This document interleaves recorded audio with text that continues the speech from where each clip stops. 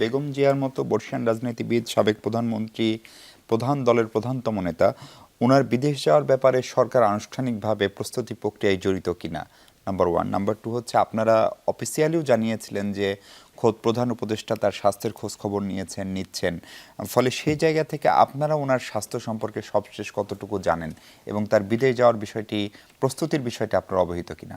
ধন্যবাদ আপনাকে।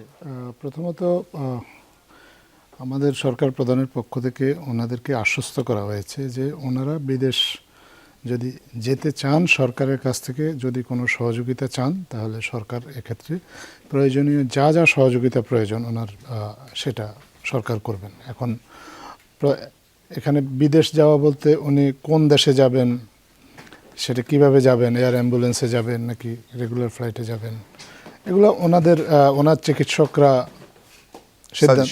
সিদ্ধান্ত নেবেন ওনার কন্ডিশন বিবেচনা করে। ওনার চিকিৎসকরা বা ওনার পরিবারের সদস্যরা যদি কোনো সিদ্ধান্ত নেন এবং সিদ্ধান্ত নেওয়ার পরে সরকারের সহযোগিতা চান, সরকার নিশ্চয়ই সহযোগিতা করবে। এটা একটা যে কোনো নাগরিককেই সরকার সহযোগিতা করতে অঙ্গীকারবদ্ধ। আর ওনার বেলায় যেহেতু উনি দেশের একজন রাজনৈতিক অভিভাবক, ওনার ক্ষেত্রে সেটা তো আরও গুরুত্বপূর্ণ এবং অত্যন্ত আন্তরিকভাবেই সরকার সেই কাজটা করবে। সরকারের এক্ষেত্রে কোনো দ্বিধাদ্বন্দ্ব নেই বা অবহেলারও কোনো সুযোগ নেই।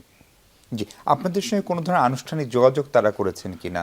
সরকারের পক্ষ থেকে তো নিয়মিতই ওনার স্বাস্থ্যের খোঁজ খবর নেওয়া হচ্ছে। বিদেশ যাওয়ার ব্যাপারে এখন পর্যন্ত এই বিষয়ে আমার কাছে কোনো তথ্য নেই।